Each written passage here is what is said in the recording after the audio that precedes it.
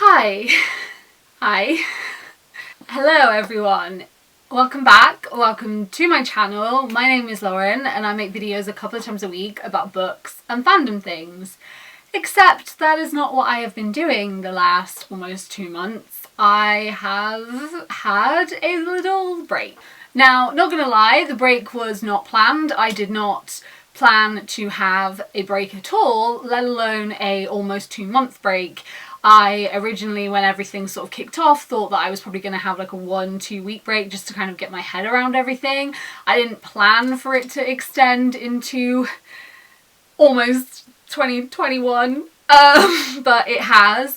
And there are reasons for that, you know, like I said, it wasn't planned, but so much of my life isn't planned. When you are a chronically ill person, you don't sort of get the privilege to have those plans and to know when things are gonna flare up and kick off, sort of thing. So, brief explanation, I'm not going to go too much into it because it is still something which I'm trying to process myself, but basically for those that are recurring people on this channel and are the wonderful, you know, very wonderful and support me quite a lot, I had surgery, and you may have known that I had surgery, and the surgery went really well, and things were kind of getting a little bit, it was one less thing that I had to worry about because surgery was done, and it worked, it fixed my jaw, it really helped. So that was that, and then about 3 weeks after the surgery I had symptoms of something completely unrelated, and like I said, I'm not going to go too much into it, but I had a scary symptom of something. A scary thing happened, and I called my doctor the next day. It was I need to phone them as soon as I can. It was a Saturday, so I couldn't phone them until the Monday, but I rang them straight away. I went in for an initial exam and was referred for a procedure and a test to check for some not so wonderful things. And as someone who is chronically ill and deals with these things quite a lot, and I have quite a lot of my life kind of revolves around going in the hospital. Like I said, the first half of my 20s has been spent in and out of hospital, so I'm used to tests and procedures and having all of these things and hospital stays, but for some reason this hit me and my brain just said no. My brain just said no. I cannot process this. And I thought, okay, so there are lots of things in my life. We were just going into another lockdown as well, the UK was, and there are lots of things in my life. You know, I have my podcast, for those who don't know, I have a Stranger Things podcast, and I have my job, and I make YouTube videos, and I have my website, and I do loads of things. And it reached this point where I thought, I can't do all of those things right now, not together, because my brain can't do it. So some things had to stop. We did do the podcast. We hadn't done the podcast in like 2 weeks. There was some delay with it. And I just did not have the mental ability to sit down and film a video. I just didn't. So I thought, okay, I'll have 2 weeks, sort everything out. It's now the middle of November. I'm so sorry, but also I really had to put myself first. My procedure is this week, so I'm feeling a little better because it's finally happening. There were lots of issues with the referral, and it accidentally got cancelled, even though it was an urgent referral. It was a fun time. So, but it's this week. I should know relatively quickly. I've kind of come to terms with the possibilities of what could be found, and I have an amazing team that's going to help me with that and help me process that and deal with what to do afterwards, and everyone's been great. My therapists, my multiple therapists have been wonderful. My OT, my psychiatrist, they've all been great. And I was given medication from now until the surgery, and then I had a reaction to the medication and it messed all my other medication up, and it's just been a wild time. And then I went to get my eyes tested, just a normal procedure, get my eyes tested as normal. And they found a problem there and I have to be referred to an eye hospital, but I've had issues with my eyes in the past because there was loads of fluid build up in my head, so being referred there. So it's just been a really crazy time, and I have missed this. I've missed you guys. It's just been a bit wild.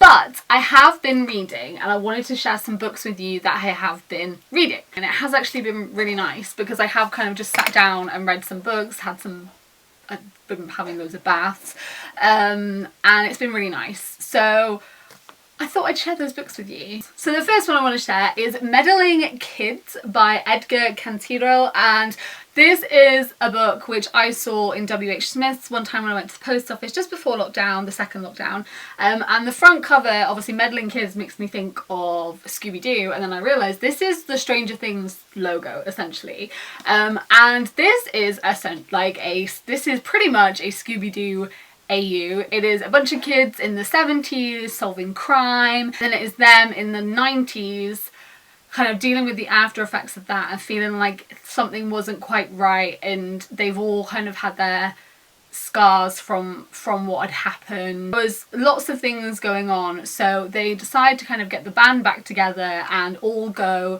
back to Blyton where their last case took place and figure out what is going on. And I really enjoyed this. Like, I thought this was really well done. It was the right amount of twists and turns, but that weren't too elaborate, and also the right amount of supernatural and actual elements that didn't seem ridiculously unrealistic, but does kind of fit into that category of kind of the way Stranger Things are, and it kind of took the "it's always a man in a mask" aspect of Scooby-Doo, but then kind of tied it in with the kind of actual supernatural and kind of creepier elements.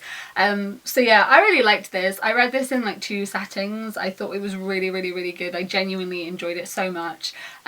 So that was when I was reading. You can tell that I kind of like devoured it. It's like yes. But yeah, I really, really enjoyed Meddling Kids. Then I read My Best Friend's Exorcism by Grady Hendrix, and fun fact, Horror Store by Grady Hendrix was my first ever but my first ever like published book that I was ever sent as a booktuber, which was super fun.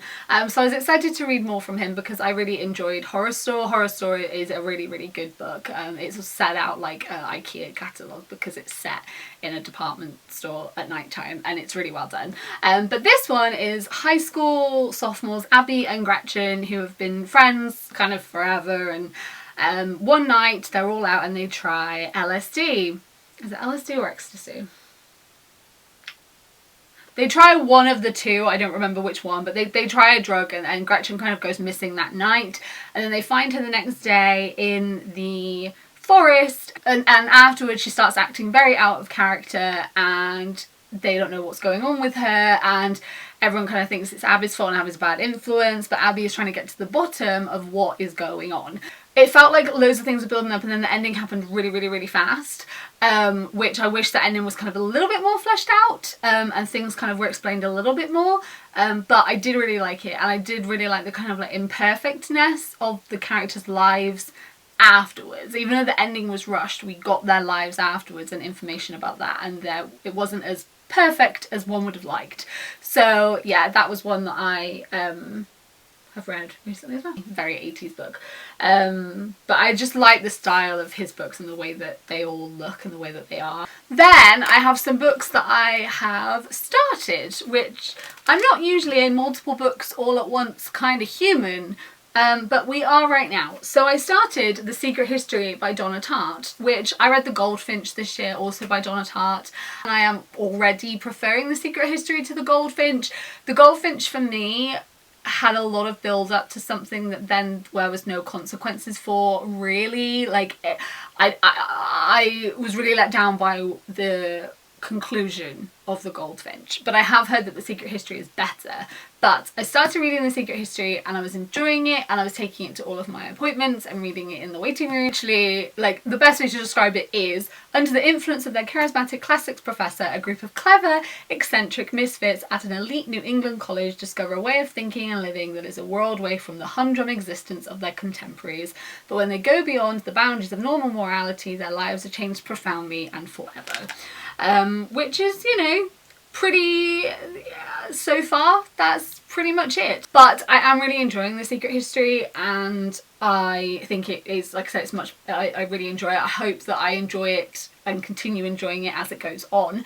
But I'd realised that I had read Meddling Kids, then My Best Friend's Exorcism, then jumped straight into this, and I was kind of like, this is a lot of like dark academia, horror-y, thrillery. So to break it up, I read The Love Curse of Melody McIntyre by Robin Talley. This is Robin Talley's most recent release, and it came out, and I click and collected it and got someone to go and pick it up for me from Waterstones because I was not allowed to go outside. Because I'm in isolation before my procedure.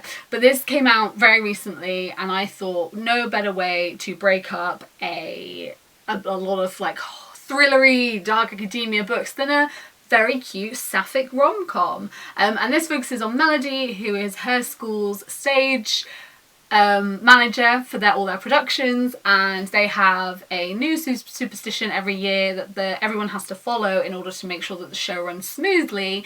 And this year it's that Melody cannot fall in love because when she's in love, things go wrong on the shows. But of course, she says yes, of course, and then she meets a lovely girl and everything from there. And I really like Robin Talley's books. I've said before she's one of my favourite authors. I did a whole author spotlight on Robin Talley. If you want to go and watch it, I'll link it down below. But yeah, this is her most recent book. I really liked it. Melody at times, the way she came across was a little bit, I don't want to say like snobby, but she was kind of like, oh, we hate like our actors are so annoying. Like the best part of the thing is the crew. But I think you were supposed to kind of read it and be like, Melody, like, please kind of just think of other things around you as well. But I did really enjoy it. It was just a cute sapphic rom-com book to break up the darkness of books that I was reading. So really, really enjoyed this, and now I'm gonna go back on to The Secret History, which is great. I then read Cemetery Boys by Aidan Thomas, and I read this like while I was in recovery from my surgery, and I don't know if I've spoken about it, but I got my physical copy and I reread it with my physical copy because I only had it on my Kindle, so I thought I'd mention it again anyway. This focuses on Yadriel. Yadriel is trans, and in his family, the women of his family are kind of like the healers, whereas the male side of his family, the Brujos, they're able to help the spirits pass on and move on to the other world. So he was not given kind of his ceremony because they were saying that the Lady Death wouldn't honour him with the Brujo powers because he was born Brujo powers.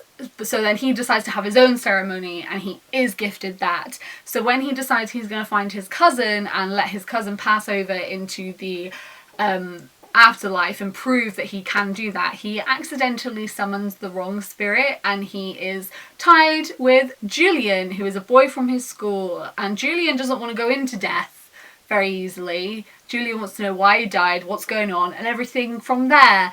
This was one of the best books I've read in 2020. I absolutely love this book. It's Aidan Thomas's debut novel, and it was absolutely phenomenal, and I cannot wait to read more from Aidan Thomas. I absolutely love this book. 5 out of 5 stars. It made me laugh, it made me cry. It was so good, and it had such a good amount of mystery to it and trying to figure out what was going on, and it was so cleverly done. Absolutely loved it. Wonderful.